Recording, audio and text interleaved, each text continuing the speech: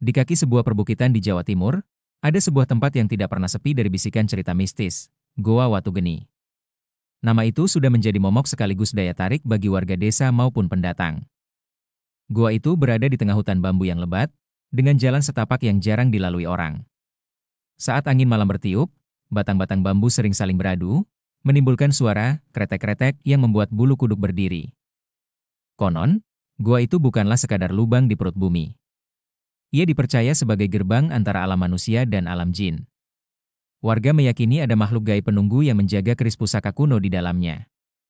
Keris itu disebut-sebut sebagai warisan leluhur yang dahulu diperebutkan dalam perang kerajaan, lalu menghilang tanpa jejak. Namun, sejak beberapa dekade lalu, keris itu diyakini muncul kembali. Tidak semua orang bisa melihatnya, hanya mereka yang dipanggil. Cerita yang beredar di warung kopi menyebutkan, barang siapa berhasil membawa keris itu keluar, hidupnya akan bergelimang harta. Tetapi, barang siapa yang gagal menanggung syarat gaibnya, maka nyawa atau keluarganya yang menjadi tumbal.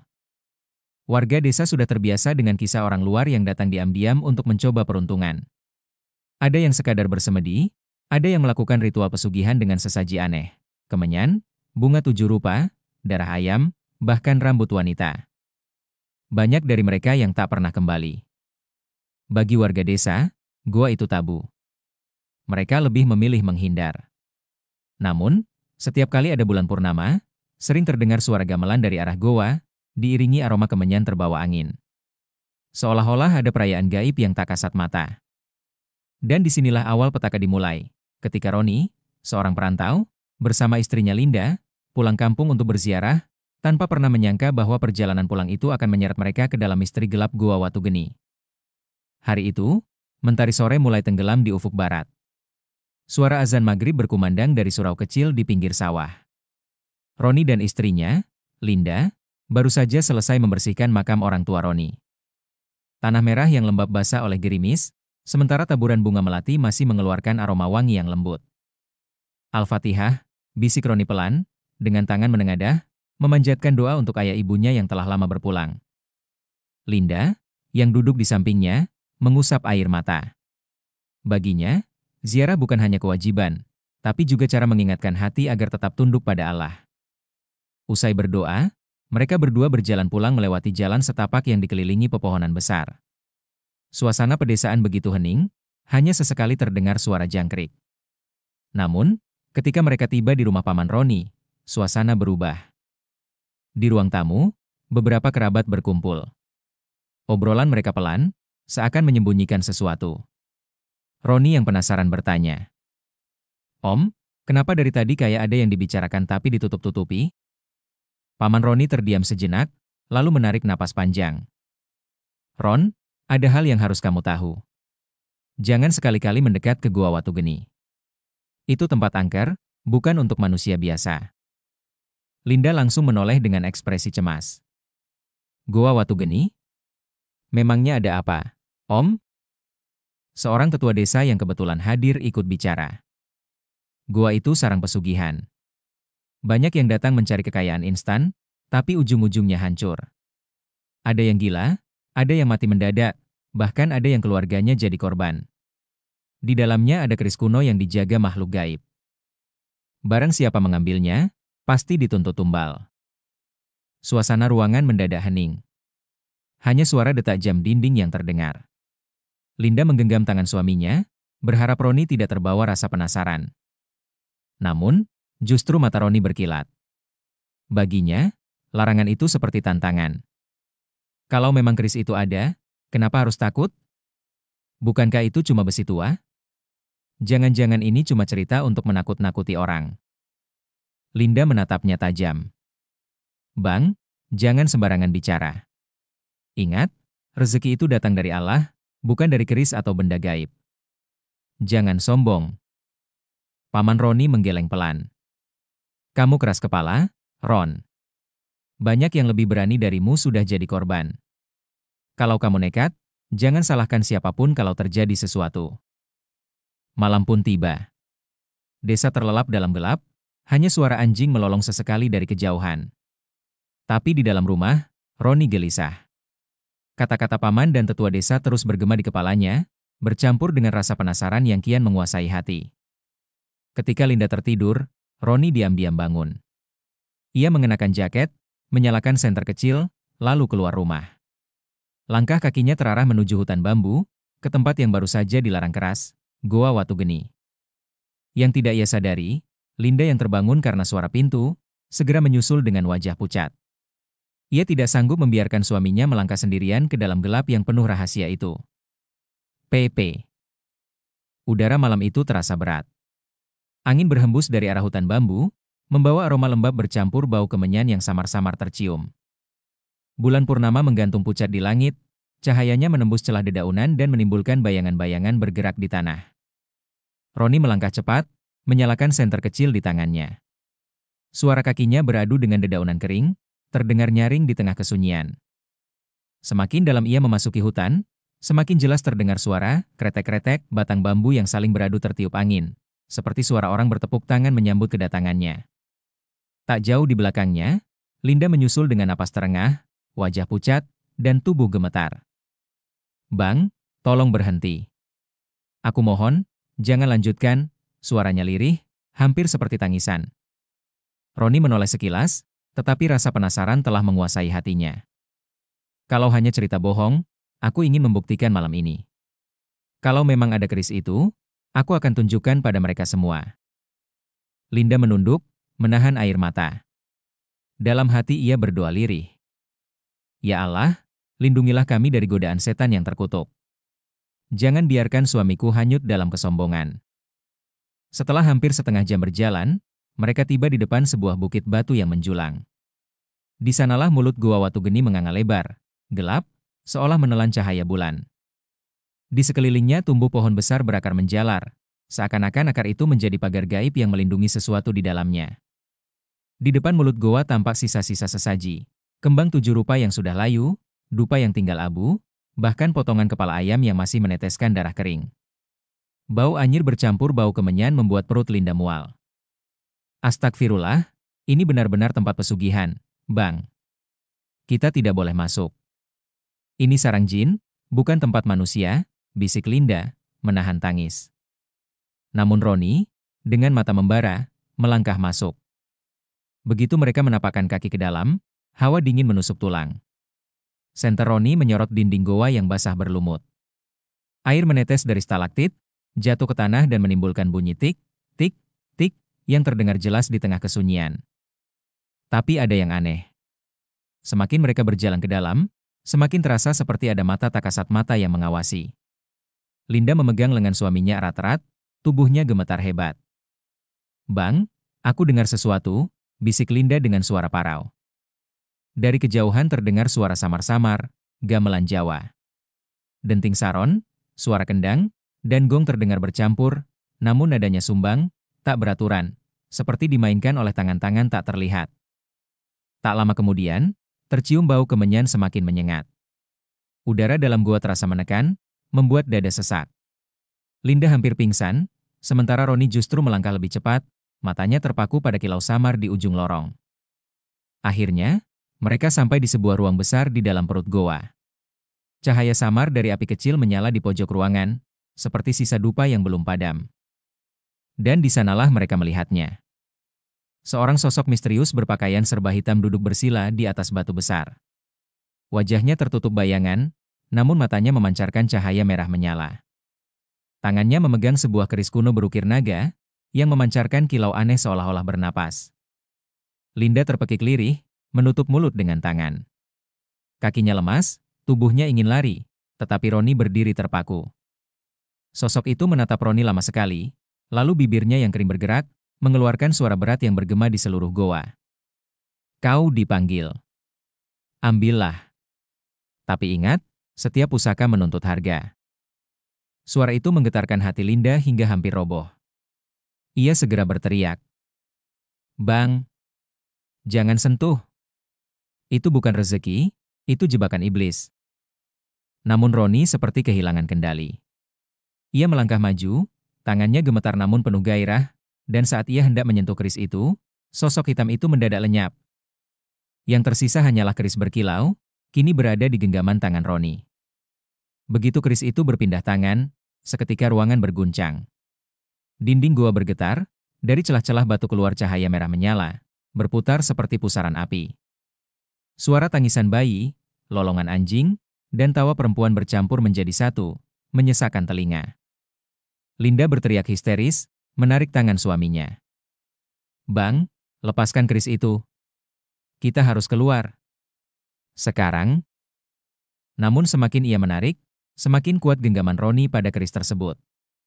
Di belakang mereka, portal gaib terbuka, pusaran merah pekat dengan bayangan-bayangan hitam menari di dalamnya, mengulurkan tangan panjang-panjang seperti hendak meraih mereka. Suara gaib bergema lagi, kali ini lebih keras. "Sudah kau ambil, maka harus ada yang diganti." Linda menangis sejadi-jadinya, menyeret suaminya keluar dari goa, sementara suara gamelan makin keras, seolah-olah seluruh dunia gaib sedang berpesta menyambut tumbalnya. Malam itu, Roni dan Linda berhasil berlari keluar dari Goa Watu Geni dengan napas terengah. Bulan purnama masih menggantung pucat di langit, tapi suasana desa terasa berbeda. Angin berhembus dingin menusuk tulang, membawa bau anyir yang tak semestinya ada di udara. Linda menangis sejadi-jadinya, menggenggam tangan suaminya yang masih erat mencengkram keris. "Bang, buang keris itu. Aku mohon, ini bukan barang sembarangan. Kita sudah diperingatkan." Namun, mata Roni tampak kosong. Ia menatap keris di tangannya dengan tatapan aneh, antara kagum dan terbuai.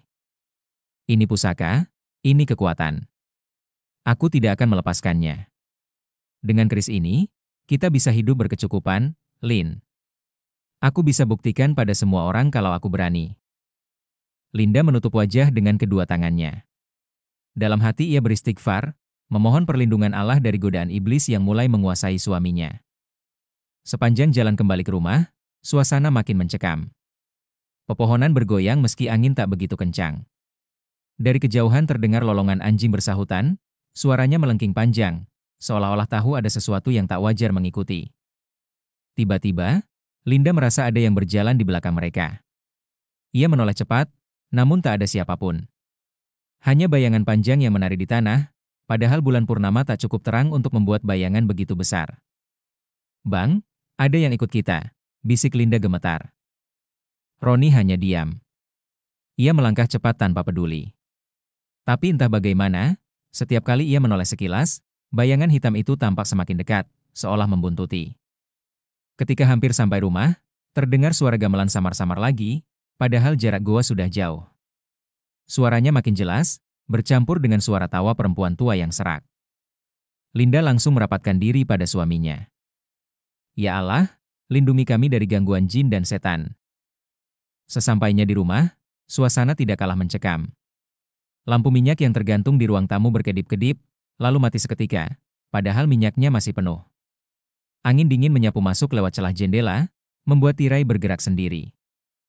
Linda mencoba menenangkan diri dengan berwudu, lalu menyalakan lampu lain sambil membaca ayat kursi. Sementara itu, Roni duduk di ruang tamu, masih menggenggam keris itu dengan erat. Pandangannya kosong, wajahnya pucat. Tiba-tiba terdengar suara ketukan di pintu depan. 3 kali. Tok, tok, tok. Linda menoleh cepat, tubuhnya kaku. "Bang, siapa malam-malam begini?" Roni bangkit, tapi sebelum ia membuka pintu, terdengar suara berat dari luar, seperti suara banyak orang berbicara bersamaan. "Sudah kau ambil, waktunya membayar." Linda menjerit keras, menutup telinganya. Roni terdiam, keringat dingin bercucuran, tapi tangannya justru semakin kuat menggenggam keris. Malam itu, mereka akhirnya berbaring dengan hati was-was. Linda berusaha tidur sambil terus berzikir, sementara Roni menaruh keris itu di samping bantalnya, seolah takut direbut orang. Di tengah malam, Linda terbangun oleh suara erangan. Ia menoleh ke arah suaminya, dan mendapati wajah Roni berubah pucat kebiruan. Bibirnya bergetar, matanya bergerak liar meski terpejam. "Bang! Bang, bangun!" Astagfirullah. Namun Roni tidak terbangun. Ia seperti terseret dalam mimpi mengerikan. Dalam mimpinya, ia berdiri di tengah kerumunan makhluk-makhluk aneh. Ada yang bertubuh manusia berkepala kambing, ada yang wajahnya rata tanpa mata dan hidung, ada pula perempuan tua dengan rambut panjang menutupi tubuhnya.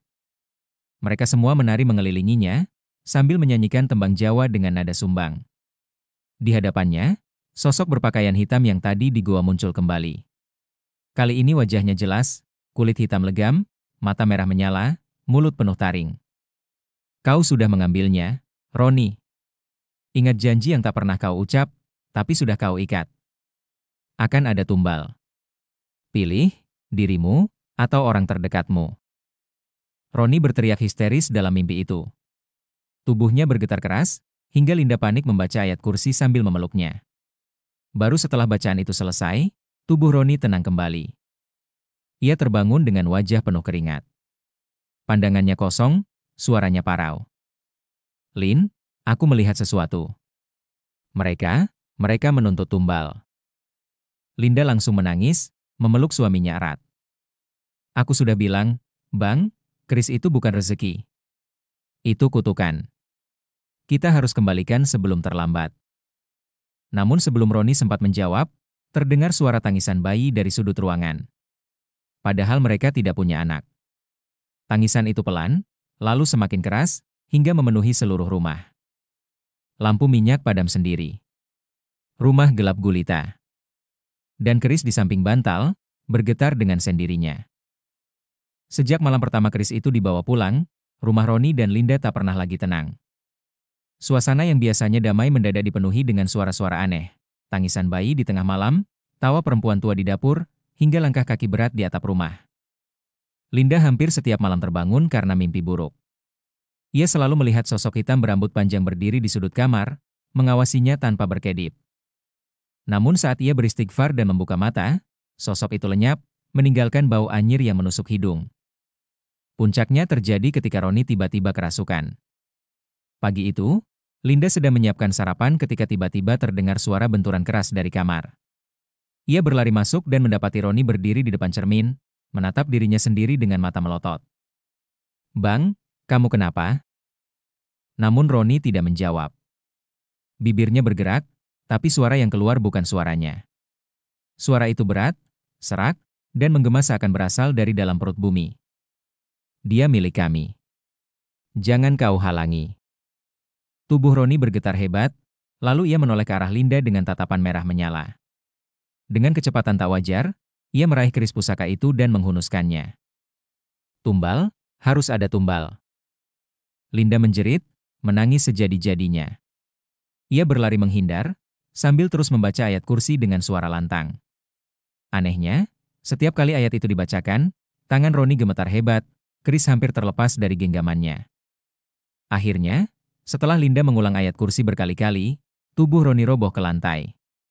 Napasnya tersengal, wajahnya pucat, keringat bercucuran. Ia menatap istrinya dengan mata sayu. Lin, tolong aku. Mereka tidak akan melepaskanku. Linda tahu mereka tak bisa melawan ini sendirian. Siang itu juga, dengan wajah penuh air mata, ia pergi menemui Ustaz Hasan, seorang tokoh agama yang disegani di desa. Di serambi rumahnya, Linda bersimpuh sambil menangis. Ustaz, tolong suami saya. Sejak mengambil keris di Gua Watu Geni, rumah kami diganggu, bahkan suami saya hampir membunuh saya dalam keadaan kerasukan. Ustaz Hasan menghela napas panjang, wajahnya tampak serius. Innalillahi wa inna ilaihi raji'un. Nak, kalian sudah menyentuh hal yang sangat berbahaya. Gua itu memang sarang pesugihan. Keris yang kalian bawa bukan benda biasa. Ia adalah jalan bagi jin untuk mengikat perjanjian dengan manusia. Linda terisak. Apa yang harus kami lakukan, Ustaz? Suami saya tidak mau melepaskannya, seakan-akan ada yang menguasai dirinya. Ustaz Hasan menatap Linda dalam-dalam, lalu berkata pelan namun tegas. Keris itu harus dikembalikan. Tidak boleh disimpan di rumah, apalagi digunakan. Kalau tidak, jin-jin penunggu itu akan terus menuntut tumbal. Mereka tidak pernah puas. Dan ingat, tidak ada kekuatan selain kekuatan Allah. Kita harus melawan mereka dengan doa, zikir, dan keyakinan penuh. Malam itu, Ustaz Hasan datang ke rumah Roni ditemani beberapa santri. Mereka membawa Al-Quran, air yang sudah didoakan, dan kemenyan khusus untuk menetralkan ruangan. Begitu mereka masuk, suasana rumah mendadak mencekam. Lampu redup berkedip-kedip, Udara dingin menusuk, dan suara bisikan terdengar di telinga Linda. "Jangan kembalikan, dia milik kami." Ustaz Hasan segera duduk bersila, membaca surah Al-Baqarah dengan suara lantang. Para santri ikut membaca zikir, sementara Linda menggenggam tangannya erat, berusaha menenangkan diri. Tiba-tiba, Roni menjerit keras dari dalam kamar. Tubuhnya terangkat dari tempat tidur, matanya memerah, mulutnya mengeluarkan suara bukan manusia. "Kalian tak bisa mengambilnya. Tumbal harus dibayar. Darah harus tertumpah." Santri-santri memegangi tubuh Roni yang meronta seperti kesetanan. Ustaz Hasan terus membaca ayat kursi dan surah Al-Ikhlas, lalu memercikkan air doa ke tubuh Roni. Setiap percikan mengenai kulitnya, Roni berteriak lebih keras, seolah terbakar. Akhirnya, setelah hampir 1 jam, tubuh Roni terkulai lemas. Dari tangannya, keris pusaka itu jatuh ke lantai. Anehnya, begitu jatuh, keris itu bergetar sendiri dan mengeluarkan bunyi mendengung rendah, seolah-olah ada energi gaib yang masih hidup di dalamnya. Ustaz Hasan mengambil kain putih, membungkus keris itu dengan rapat. "Ini harus dikembalikan ke tempatnya. Jika tidak, keluarga kalian akan terus diganggu, bahkan bisa binasa." Malam semakin larut. Linda duduk di samping suaminya yang terbaring lemah, matanya sembab karena menangis. Roni menggenggam tangan istrinya, suaranya pelan namun penuh penyesalan. "Maafkan aku, Lin, aku terlalu sombong. Aku pikir aku bisa melawan, tapi ternyata aku hanya jadi budak. Aku takut kehilanganmu." Linda tersenyum lirih meski air matanya kembali jatuh. "Bang, kita harus percaya pada Allah. Semua rezeki datang darinya, bukan dari keris, bukan dari gua itu.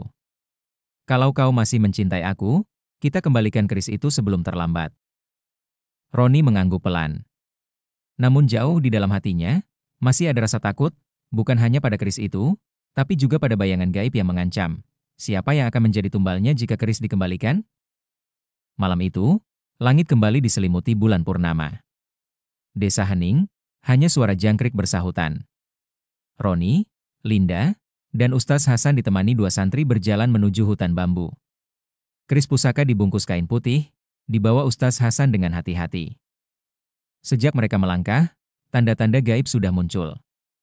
Angin tiba-tiba bertiup kencang, bambu-bambu beradu keras, menimbulkan suara kretek-kretek yang menyeramkan. Dari arah pepohonan terdengar lolongan anjing panjang, lalu suara tangisan bayi samar-samar mengikuti langkah mereka. Linda menggenggam erat tangan suaminya.